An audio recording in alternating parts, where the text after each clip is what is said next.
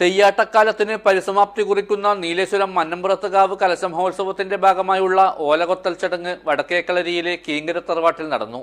ശനി ഞായർ ദിവസങ്ങളിലാണ് പ്രശസ്തമായ കലശോത്സവം നടക്കുന്നത്. This news sponsored by ഉയർന്ന ഗുണനിലവാരം, തികഞ്ഞ വിശ്വസ്തത, ജനതാ പാൽ. നീലേശ്വരം മന്നമ്പുറത്തുകാവ് കലശമഹോത്സവത്തിന് നാൾ കുറിച്ച് കലശം കൽപ്പിച്ചു നൽകിയ മുഹൂർത്തത്തിൽ കാവുങ്കാൽ തറവാട്ടിലെ ബിജുവാണ് ഓലകൊത്തിയത്.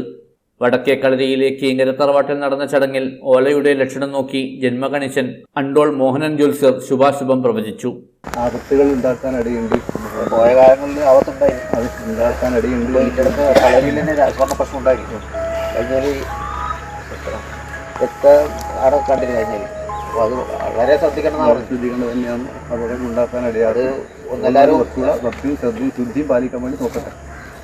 വടക്കേക്കളരി അവകാശി ബിജു നെടുങ്കണ്ട കൊത്തിയ ഓല ആചാരസ്ഥാനികരുടെയും ബാല്യക്കാരുടെയും അകമ്പടിയോടെ ആർപ്പുവിളികളോടെ കളരിയിലെത്തിച്ചു.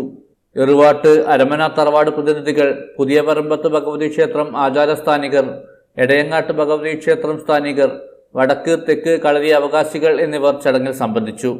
ഓരോരുത്തർ ചടങ്ങ് കാവുങ്കൽ തറവാട്ടിലെ കൊത്തൽ, അത് കലശം കുളിച്ച് വ്രതത്തിൽ പുലർച്ചെ കീങ്കര തറവാട്ടിൽ നിന്ന് എത്തി പുതിയ പറമ്പത്തെ അച്ഛന്മാരും എടയങ്ങാട്ട് അച്ഛന്മാരും കോയ്മമാരും അടക്കം എല്ലാവരും കളരി എല്ലാവരുടെ സാന്നിധ്യത്തിൽ കീങ്കര തറവാട്ടിൽ കൊത്തി കളരിയിലേക്ക് പുറപ്പെടും. ഞായറാഴ്ച നടക്കുന്ന കലശമഹോത്സവത്തിന് ആവശ്യമായ കവുങ്ങിൻ പൂക്കുല ശേഖരിക്കുന്ന ചടങ്ങായ പൂത്താക്കലിനായി ബാല്യക്കാർ പുറപ്പെട്ടു. വടക്കേക്കളരിയിൽ നിന്നുള്ള പൂക്കാർ സംഘം കളത്തുങ്കാൽ തറവാട്ടിലെത്തി പൂർവാചാരപ്രകാരം പഴുത്ത ചക്ക കഴിച്ച് ആദ്യത്തെ പൂ പൊളിച്ച് വിവിധ സംഘങ്ങളായി പട്ടേന, കക്കാട്ട്, ചെരണത്തല, പുതുക്കൈ എന്നിവിടങ്ങളിലേക്കും തെക്കേക്കളരിയിൽ നിന്നുള്ള ബാല്യക്കാർ ചാത്തമത്ത്, പള്ളിക്കര ഭാഗങ്ങളിലേക്കും പോയി ആവശ്യമായ പൂക്കുലകൾ ശേഖരിച്ച് സന്ധ്യയോടെ മടങ്ങിയെത്തും. ശനിയാഴ്ച നടക്കുന്ന അകത്തെ കലശത്തിന്റെ ഭാഗമായി മന്നമ്പുറത്തുകാവിൽ വിശേഷാൽ പൂജകളും കളരികളിൽ കലശം അലങ്കരിക്കുകയും ചെയ്യും. ഞായറാഴ്ചയാണ് ആയിരങ്ങൾ ഒഴുകിയെത്തുന്ന പ്രശസ്തമായ പുറത്തെ കലശം നടക്കുന്നത്.